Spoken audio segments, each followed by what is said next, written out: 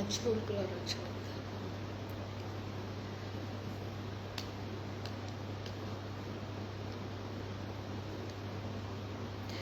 है। जी नमस्कार, वंदे मातरम। मैं आपकी साध्वी देवा ठाकुर, डायरेक्टर देवा इंडिया फाउंडेशन, और मैं करनाल हरियाणा से बात कर रही हूँ। आज का जो प्रवचन है वो कड़वे हैं लेकिन सत्य के आधार पर है। सबसे पहले तो मैं शुभकामनाएं दूं पूर्व मुख्यमंत्री मनोहर लाल खट्टर जी, जो चुनाव लड़ रहे थे लेकिन आज वो सांसद बन गए। आपने एक ऐसे व्यक्ति को हराने के लिए जो इतने ईमानदार हों, इतने निष्ठावान हों, कितना दमखम लगा दिया। दूसरी बात यह है कि जब कंटिन्यू देवाजी धाम से हमने 16 तारीख को एक भविष्यवाणी की थी कि 2 लाख प्लस वोटों से मनोहर लाल खट्टर जी जीत रहे हैं, तो काफी सारे लोगों ने उसका मजाक भी बनाया और काफी सारे लोगों ने विरोध भी किया कि हार गया, वो तो हार गया। मतलब किसी की भी रिजल्ट से पहले अनुमान मत लगाया करो। आवश्यकता आविष्कार की जननी है और कुछ चीजें गर्भ में होती हैं। अब मैं बात करती हूं कि मेरा अकेले का विरोध नहीं होता इस दुनिया में। विरोध तो उन लोगों का भी होता है जो राष्ट्र का, देश का, समाज का एक बड़े स्तर पर निर्माण कर दे, उनका भी विरोध करते हो आप लोग। अब उत्तर प्रदेश की बात करेंगे। पहले तो माननीय मुख्यमंत्री योगी आदित्यनाथ जी को जन्मदिन की बहुत सारी शुभकामनाएं, आशीष, साधुवाद। दूसरा, उत्तर प्रदेश के राजपूतों ने बीजेपी का विरोध कर लिया और पोस्टर डाल रहे हैं कल से कुछ राजपूत। आपको पता है योगी आदित्यनाथ जी आज के महाराणा प्रताप हैं। योगी आदित्यनाथ जी को लोग प्रधानमंत्री के रूप में देख रहे थे। योगी आदित्यनाथ जी ने साधु बनने के बाद भी राजपूती अपने मन से, अपने विचारों से नहीं हटाई। जब इंटरनेशनल मीडिया भी योगी जी को राजपूत कहने की बात कहती थी तो वो गर्व से कहते थे, हाँ मैं राजपूत हूं।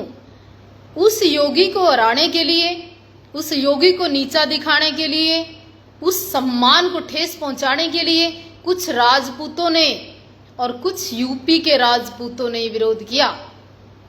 अपने आप को पूर्ण कहते हो तुम, अपूर्ण हो तुम, अधूरे हो तुम, अधूरा ज्ञान है तुम्हारा। तुम एक योगी को हराने चल दिए, तुम्हारा कैसे भला हो सकता है?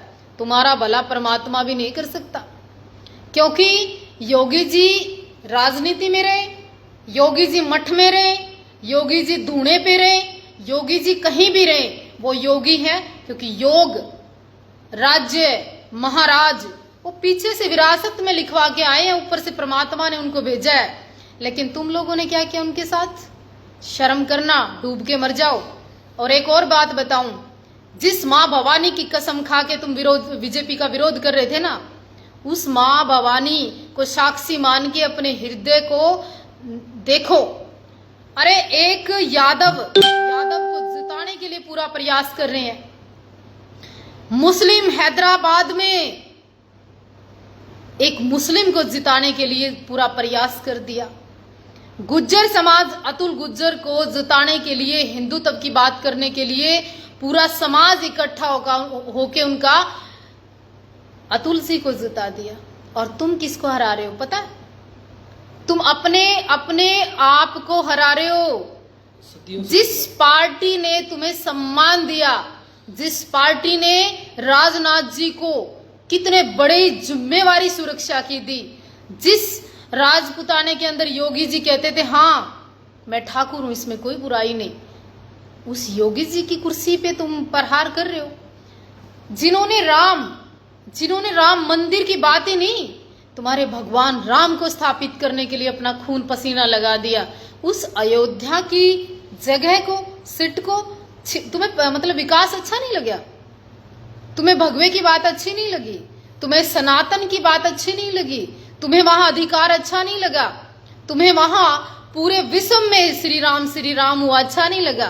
तुम इस देश के वासी हो, इस देश के राजपूत हो, इस देश की वो इतना बड़ा तबका गुलाम करना चाहते हो। जहां आजादी से लोग सांस लेने लगे, जहां बड़ी बड़ी सड़कें बन गई, जहां लाइट का प्रबंध हो गया, जहां रात को उजाला हो गया है, जहां इतना बड़ा क्राइम खत्म हो गया, बड़े बड़े क्रिमिनल खत्म हो गए, मतलब तुम्हें गुलामी से प्यार हो गया है। तुम कुछ लोगों की वजह से महाराणा प्रताप जी ने घास की रोटियां खाई थी, गुलामी स्वीकार नहीं की थी, लेकिन तुम्हें गुलामी सहने की आदत पड़ गई, तुम्हें चाटुकारिता करने की आदत पड़ गई, तुम्हें कुछ गैर हिंदुओं के पांव छूने की आदत पड़ गई, तुम्हें कड़वा सुनने की आदत नहीं रही। मुझे शिकायत उन लोगों से नहीं है, मुझे तो शिकायत उन लोगों से है जो अपने आप को पगड़ी की ठाकुर। और रूपाला क्यों नहीं हरा लिया तुमने? अगर तुम्हारा इतना बड़ा विरोध था, अगर इतनी बड़ी बात थी, तो रूपाला को क्यों नहीं हरा लिया? और सुनो, जिन लोगों ने विरोध किया ना, एक काम करना, चुनाव आ रहे हैं अक्टूबर के अंदर, अब तुम अपनी माँ की संतान हो, अपने बाप की औलाद हो, चुनाव में खड़े हो ना, तुम पे 2000 वोट नहीं आती, तुम्हें तुम्हारे घर वाले वोट नहीं देते, जो तुम अपने आप को कहते हो हमने ठाकुर होकर विरोध कर दिया। तुमने योगी जी का विरोध नहीं किया, तुमने भाजपा का विरोध नहीं किया, तुमने अपने आप का, अपनी आजादी का, अपने समाज का, अपने सनातन का, अपने भगवे का, अपने सूरज का अपमान किया है, और ये तुम्हें कभी नहीं बख्शेगा, ये पाप लगेगा तुम लोगों को।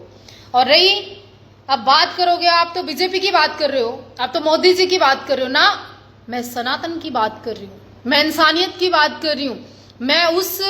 और सुनो, एक बहुत बड़ा झुंड तैयार होकर एक शेर के ऊपर प्रहार करने के लिए, अगर तुमने 235 सीटें भी ले ली तो क्या ले लिया? कोई बहुत बड़ा तीर नहीं मार दिया आपने, है? अगर कांग्रेस की एक्चुअल बात करें तो 50 ही सीट आई है, 50 से 100 होगी तो क्या हो गया? तो इतना अहंकार हो गया तुम में, एक दिन में इतना अहंकार हो गया, तुम तैस नैस की बातें करने लगे। और जिन लोगों ने कंटिन्यू 10 साल प्रधानमंत्री के पद पर रहकर भी वो तुम्हारा जनसेवक होने की बात करे, तुम्हारे चरणों की धूल होने की बात करे, वो सनातन की फिर भी जय बोले, वो हाथ में फिर भी धागा पहने, वो फिर भी भारत और भारत माता की जय से शुरुआत करे, ऐसे आदमी तुम्हें अच्छे नहीं लगते हैं? आज योगी जी का जन्मदिन है, वो व्यक्ति विशेष आपके जन जन के लिए लड़ा, उसने उत्तर प्रदेश की जो आज इतनी कम सीटें एमपी की आई, उसका सबसे बड़ा दुख अगर किसी को होगा तो शायद आज योगी आदित्यनाथ को हो रहा होगा। अरे हरियाणा के अंदर आकर योगी जी प्रचार करते हैं, राजस्थान के अंदर लोग उनको बुलाकर प्रचार कराते हैं, विदेशों में लोग योगी जी को बुलाकर प्रचार करा रहे हैं, और तुमने उनके उत्तर प्रदेश में क्या दिया उनको? ये एकता है ठाकुरों की, ये ठुकराई है तुम्हारे अंदर। अभी से नहीं ऐसे लोग गद्दार, कहीं योगी जी ने अगर बात सही लग रही है ना तो शेयर कर देना, अगर जमीर जिंदा हो तुम्हारा। योगी जी ने नोएडा में बॉलीवुड ला दिया। अब मैं विशेषताएं कितनी गिनाऊं, एक नहीं है। मैं बीजेपी का प्रचार करने के लिए नहीं है यहाँ बैठी हूं, मैं तो सनातन धर्म की उन लोगों की बात कर रही हूं। राम मंदिर के बाद तुम लोगों की इस तरह की हरकतें हैं, शर्म कर लेना कुछ थोड़ी बहुती। और वो संविधान को मिटाने वाला नहीं, संविधान को बनाने वाला व्यक्ति है। मोदी जी ने संविधान को कभी दूर करने का प्रयास नहीं किया, इसको मुद्दा मत बनाइए, उसको अच्छा करने का प्रयास किया। कई लोगों के लिए नाजायज चीजें होती थी, कई वो भी तुम्हारे लिए, वो भी तुम लोगों के ऊपर एक्ट ऐसे लगते थे, तब उन्होंने वो बात कही और तुमने उसका परिणाम ये दिया। बहन बेटियों को उठाकर ले जाते थे, चोटी और जनेऊ काट देते थे, उसके लिए योगी जी लड़े केवल एक भगवा धोती में, उसके लिए तुमने ये किया। तुम कितना खुश हो रहे हो, ठाकुर साई कहकर विरोध कर कर तुम कितना खुश हो रहे हो। शर्म करना, चुनाव अक्टूबर में फिर है।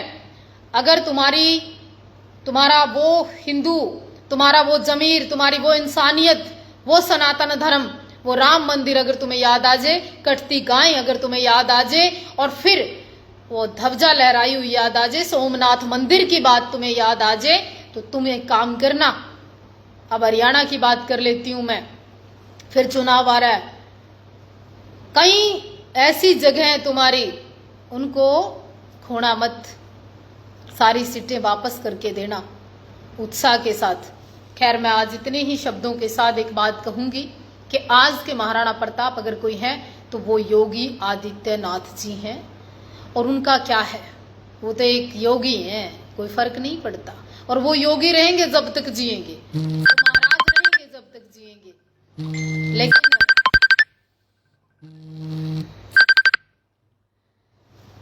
आप लोग क्या कर रहे हो हैं? सरकार तो फिर भी बन जाएगी भाजपा की, प्रधानमंत्री नरेंद्र मोदी जी फिर प्रधानमंत्री बन जाएंगे। लेकिन मुझे आज इस बात का कतई दुख नहीं कि लोग मेरा विरोध करते हैं, लोग मेरी खिलाफत करते हैं, लोग मुझे गालियां देते हैं। तुम तो उनको गालियां देते हो जिन्होंने तन मन धन अपना मकान सब कुछ तुम्हारे लिए अर्पित कर दिया। तुम तो उनको भी गालियां देते हो। हाँ, तुम तो उनके भी नहीं हो। दो गालियां, कोई फर्क नहीं पड़ता। आज से थोड़ी खा रहे हैं, कई सालों से खा रहे हैं, कई टाइम से खा रहे हैं। संविधान अगर सुरक्षित रह सकता है वो प्रधानमंत्री नरेंद्र मोदी सुरक्षित रख सकते हैं, और कोई नहीं। अरे कोई इटली जाके शादी करता था, कोई कहीं और करता था।